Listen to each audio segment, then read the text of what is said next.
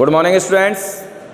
Today we will discuss about percentage composition and empirical formula और molecular formula. आज हम एक तो परसेंटेज कंपोजिशन कैलकुलेट करेंगे और एक किस प्रकार से empirical formula and molecular formula तैयार किया जाता है उसके बारे में पढ़ेंगे। तो पहले हम बात करेंगे परसेंटेज कंपोजिशन।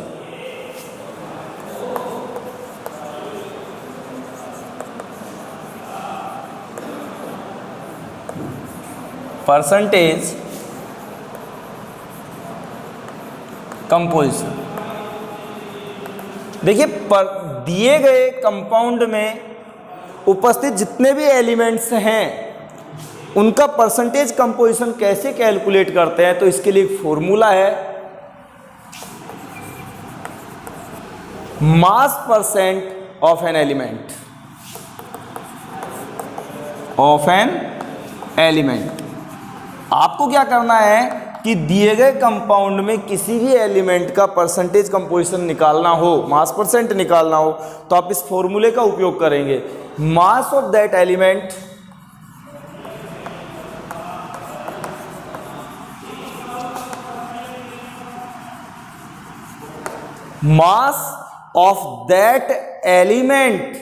इन द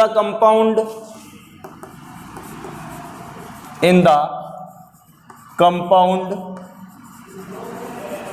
यानी कि आपको उस दिए गए कंपाउंड में उस एलिमेंट का मास कितना है upon molar mass of the compound, molar mass of the compound, और उस दिए गए कंपाउंड का मोलर मास कितना है मल्टीप्लाई 100। इस फॉर्मूले की सहायता से हम परसेंटेज कंपोजिशन कैलकुलेट कर सकते हैं। फॉर एग्जांपल,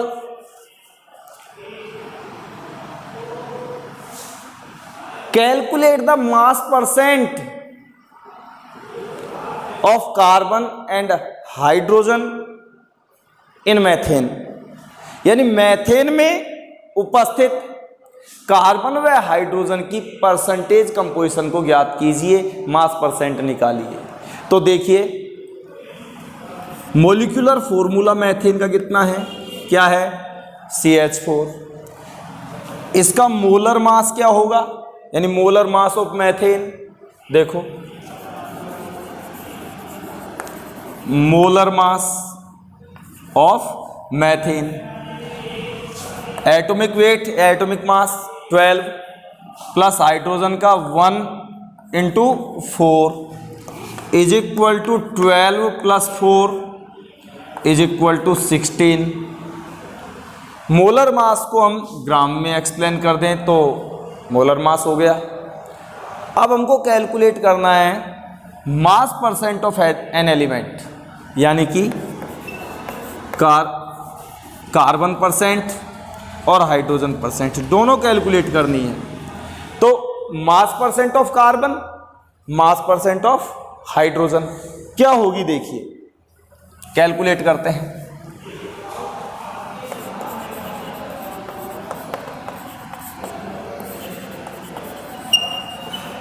हाँ भाई, मास of that element in the compound, इस कंपाउंड यानी मैथेन में मास कार्बन का कितना है 12,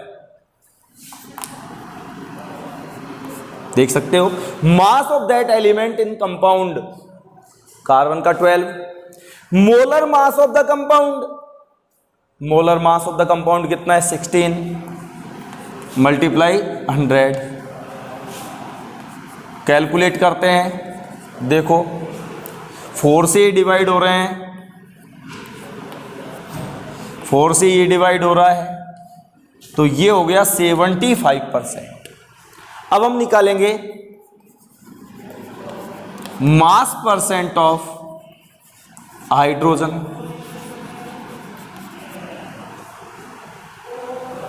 देखो मास of that element in the compound, hydrogen का मास कितना है, hydrogen 4 divide by molar mass of the compound, molar mass कितना है कंपाउंड का 16। देखो ये 4 से डिवाइड हो रहा है और ये तो कितने परसेंट हो गया 25%। तो इस प्रकार से दिए गए न्यूमेरिकल को कैलकुलेट कर सकते हैं। अदर एग्जांपल लें, calculate the mass percent of carbon and hydrogen in ethane. Second question आपको दिया, calculate the mass percent of carbon and hydrogen in ethane. तो सबसे पहले एथेन का मोलर मास देखो, मोलर मास ऑफ एथेन, और ethane का फॉर्मूला है C2H6। कार्बन का एटॉमिक वेट 12 × 2 प्लस हाइड्रोजन का 1 × 6, 24 + 6 = 30 ग्राम पर मोल। ये तो हो गया मोलर मास। अब हम क्वेश्चन आपका क्या था, calculate the mass percentage of carbon and hydrogen in ethane. तो mass percent of carbon, mass percent of carbon, formula है mass of that element in the compound. जिस एलिमेंट की मास परसेंटेज पूछी है, किसकी, कार्बन की, तो बताओ कंपाउंड में कार्बन का मास कितना है 24 divide by molar mass of the compound, compound का मोलर मास कितना है 30 मल्टीप्लाई 100। इसी प्रकार मास परसेंट ऑफ हाइड्रोजन, हाइड्रोजन का मास परसेंट निकालें तो मास of that element in the compound, उस कंपाउंड में हाइड्रोजन का मास कितना है 6 divide by molar mass of the compound, molar mass कितना है 30 मल्टीप्लाई 100। देखो 0 से 0 कैंसिल, ये 8 बार डिवाइड हुआ 80%, 80% हो गया। यहां 0 से 0 कैंसिल, 2 बार डिवाइड 20%। तो इस प्रकार से हम परसेंटेज कंपोजिशन कैलकुलेट कर सकते हैं। तो परसेंटेज कंपोजिशन निकालने के लिए सिर्फ ये फॉर्मूला आपसे आना चाहिए, mass percent of an element is equal to mass of that element in the compound upon molar mass of the compound into 100। इसके बाद में हम बात करते हैं empirical formula and molecular formula.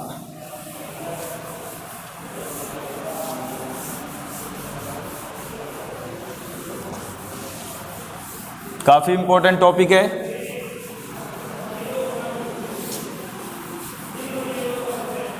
देखिए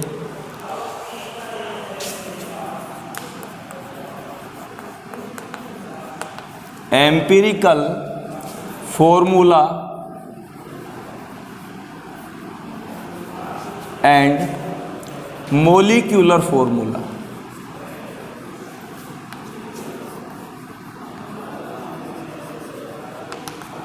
सबसे पहले हम बात करेंगे एम्पिरिकल फॉर्मूला और मॉलिक्यूलर फॉर्मूले की डेफिनेशन कि एम्पिरिकल फॉर्मूला क्या है। An empirical formula represents the simplest whole number ratio of various atoms present in a compound. Empirical formula किसी भी कंपाउंड में उपस्थित एटम्स के सिंपलेस्ट रेशियो को शो करता है, सरलतम अनुपात को व्यक्त करता है। But the molecular formula shows the exact number of different types of atoms present in A molecule of A compound. जबकि मॉलिक्यूलर फॉर्मूला किसी भी कंपाउंड में उपस्थित प्रत्येक एलिमेंट के जो एटम्स हैं उनके एग्जैक्ट नंबर को व्यक्त करता है। तो जो एग्जैक्ट नंबर को व्यक्त करे वो तो मॉलिक्यूलर फॉर्मूला, और जो सिंपलेस्ट रेशियो को शो करे वो एम्पिरिकल फॉर्मूला। तो एम्पिरिकल फॉर्मूला किसी भी कंपाउंड में उपस्थित परमाणुओं के या एटम्स के सिंपलेस्ट रेशियो को एक्सप्लेन करता है, रिप्रेजेंट करता है, जबकि मोलिकुलर फॉर्मूला जो होता है किसी भी कंपाउंड में उपस्थित एटम्स के एग्जैक्ट नंबर को शो करता है। तो हम बोल सकते हैं कि an empirical formula represents the simplest whole number ratio of various atoms present in a compound, but the molecular formula shows the exact number of different types of atoms present in a molecule of a compound। तो याद रखिए, यदि empirical formula की बात करें तो किसी भी मॉलिक्यूल में या किसी भी कंपाउंड में उपस्थित एटम्स के यदि सिंपलेस्ट रेशियो को शो किया जाता है तो ऐसे फॉर्मूले को तो हम कहते हैं एम्पिरिकल फॉर्मूला, और यदि एग्जैक्ट नंबर को शो करते हैं किसी कंपाउंड में तो ऐसे फॉर्मूले को हम कहते हैं मॉलिक्यूलर फॉर्मूला। फॉर एग्जांपल हम बात करें ग्लूकोज,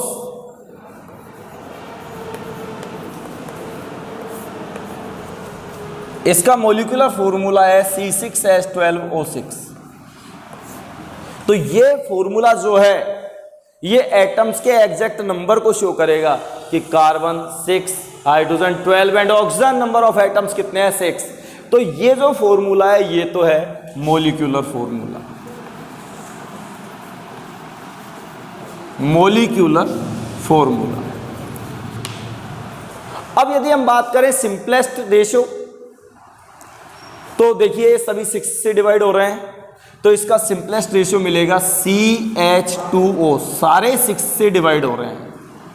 तो ये जो CH2O हमें प्राप्त हुआ है ये है empirical formula.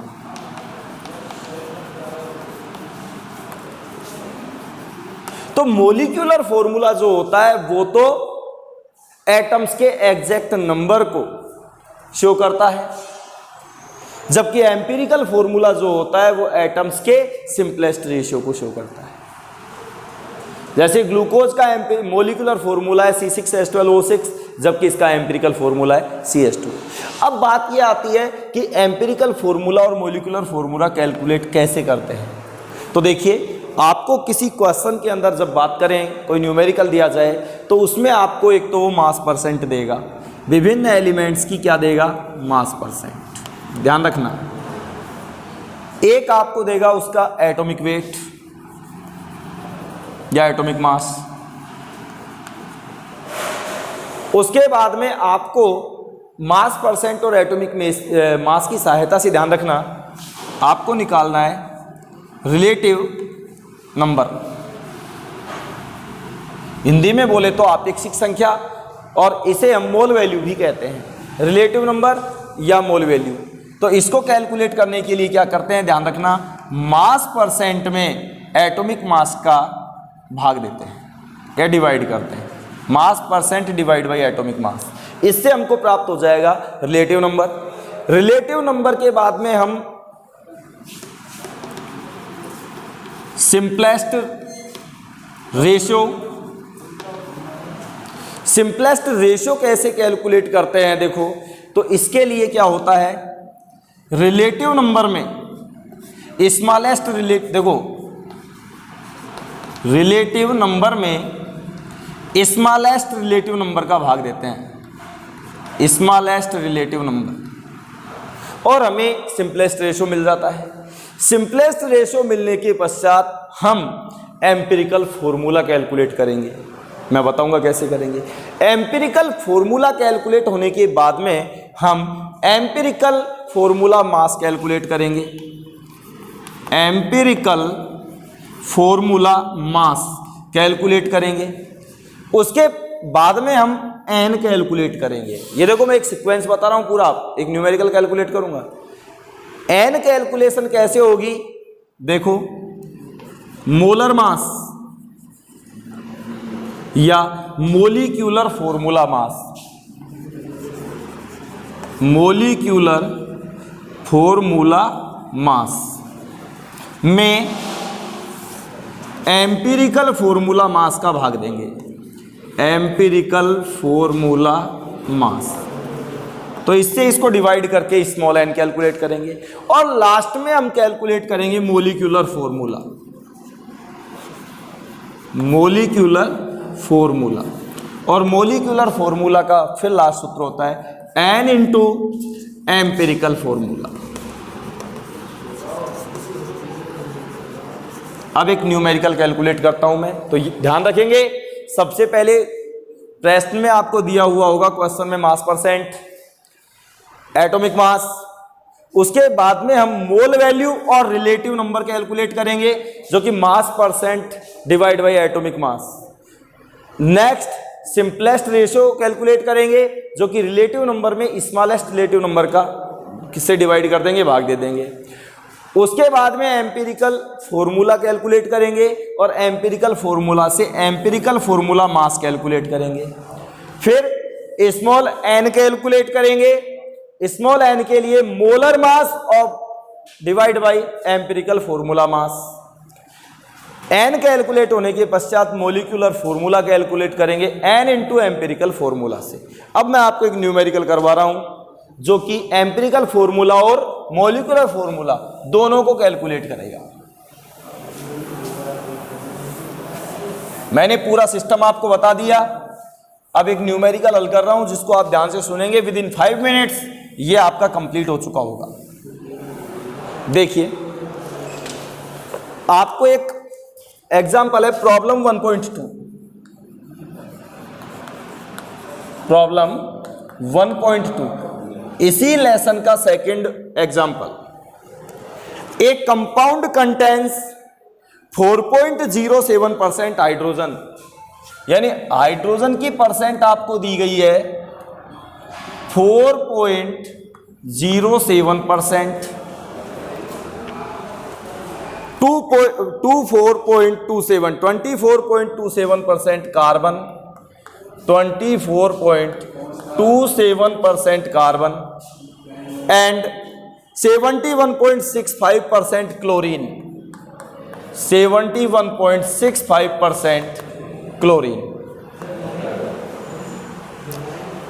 It's molar mass, example में आपको इसी क्वेश्चन में दिया गया है molar mass is equal to 98.96 gram. What are its empirical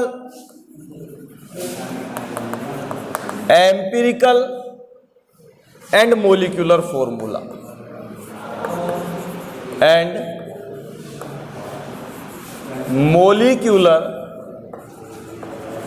formula यहां आपको ये दिया गया है। देखिए हाइड्रोजन परसेंटेज 1.0, हाइड्रोजन का एटॉमिक वेट 1.008, 1.008, कार्बन का 12.01 और क्लोरीन का 35.453। ये आपको कुछ एटॉमिक वेट भी दिए गए हैं। अब देखो कैलकुलेट कैसे करेंगे। आपको हाइड्रोजन की परसेंटेज, कार्बन की परसेंटेज और क्लोरीन की परसेंटेज दी गई है। मोलर मास प्रश्न में दिया गया है। एम्पिरिकल और मोलिकुलर फॉर्मूला आपसे पूछा है, जबकि इनके जो एटॉमिक वेट है वो भी आपको दे रखे हैं। अब देखिए मैं कैलकुलेट करता हूं, तो सबसे पहले एक टेबल बनाएंगे। आप लोग अच्छे से ध्यान देंगे। देखिए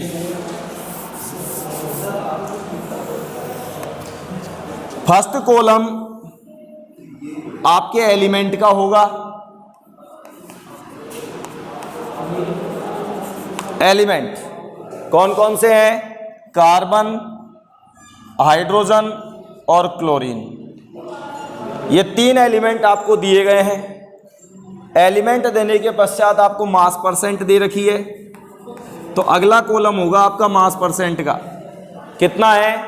देखो कार्बन पहले लिखा है, कोई सा भी लिख दो, तो 24.27%, हाइड्रोजन का 4.07% और क्लोरीन का 71.65%। इसके पश्चात आपको देखो एटॉमिक मास दिया गया है, तो एटॉमिक मास कार्बन का कितना है? 12.01, हाइड्रोजन का 1.008 और क्लोरीन का है 35.453। इसके बाद में आपको देखो एलिमेंट दिए गए हैं, मास परसेंट यानी कंपोजिशन दिया गया है, एटॉमिक मास आपके पास है। अब आपको कैलकुलेट करना है रिलेटिव वैल्यू या relative number. Relative number Hindi में बोले तो आपेक्षिक संख्या, और यदि केमिस्ट्री के हिसाब से चले तो इसे मोल वैल्यू भी कहते हैं। तो रिलेटिव नंबर क्या होगा? रिलेटिव नंबर होता है मास परसेंट, फॉर्मूला लिख देता हूं मैं, मास percent divide by atomic mass, mass percent divide by atomic mass. अब देखिए मास percent 24.27 divide by atomic mass 12.01, 4.07 divide by 1.008 और 71.65 डिवाइड बाई 35.453। आप इसको डिवाइड करते हैं तो देखिए कैलकुलेशन आप कर लेना, 2.02, 4.04 और 2.02, ये आपका है रिलेटिव नंबर। आपको क्या कैलकुलेट करनी है इसके बाद में मैंने कहा था स्मॉलेस्ट नंबर या स्मॉलेस्ट रेशियो या सिंपलेस्ट रेशियो जिसको बोल सकते हो। तो देखो सिंपलेस्ट रेशियो, और सिंपलेस्ट रेशियो के लिए फॉर्मूला आपको मैंने बताया था relative number divide by smallest relative number. Relative number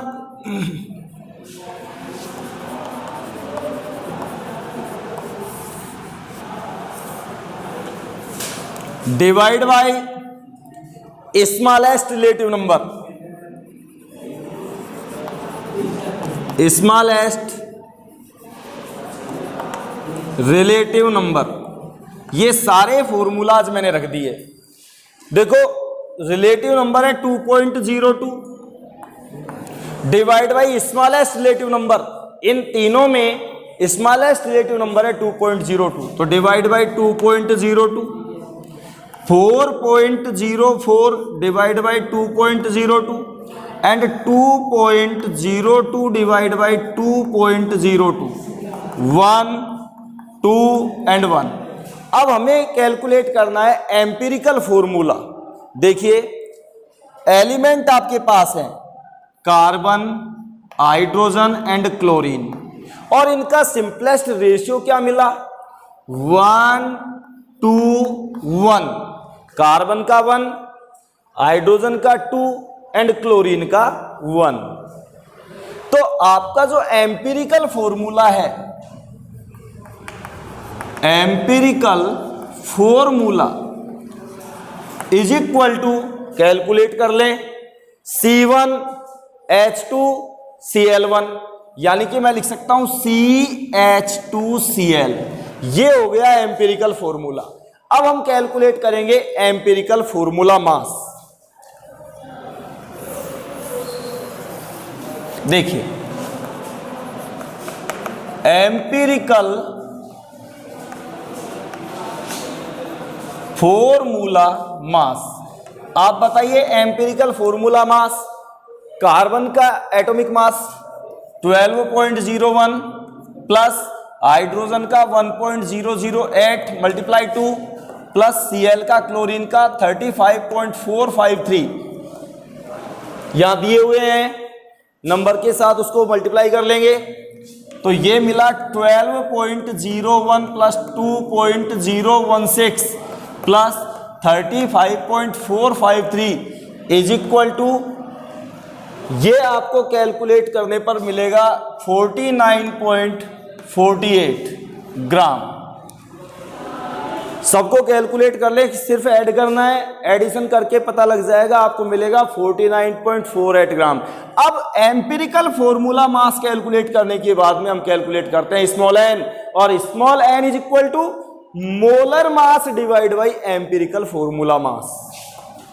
molar mass divide by empirical formula mass, empirical formula mass. Molar mass 98.96 question में दिया गया है। एम्पिरिकल फॉर्मूला मास ये हमने कैलकुलेट किया है 49.48 ग्राम। तो small n is equal to gram से ग्राम कैंसिल 2। लास्ट वन अब हमको कैलकुलेट करना है मोलिक्यूलर फॉर्मूला। तो देखिए molecular formula is equal to, मैंने आपको बताया था इसका सूत्र formula n into empirical formula. आपने जो है n की वैल्यू प्राप्त की है कितनी 2, उसको एम्पिरिकल फॉर्मूला से मल्टीप्लाई कर दो। एम्पिरिकल फॉर्मूला है CH2Cl। तो हमारा जो मोलिकुलर फॉर्मूला होगा वो होगा, देखो C2 से गुणा तो C2H4Cl2, ये हो गया हमारा मोलिकुलर फॉर्मूला। तो इस प्रकार से हम एम्पिरिकल फॉर्मूला और मोलिकुलर फॉर्मूला कैलकुलेट कर सकते हैं C2H4Cl2। Thank you.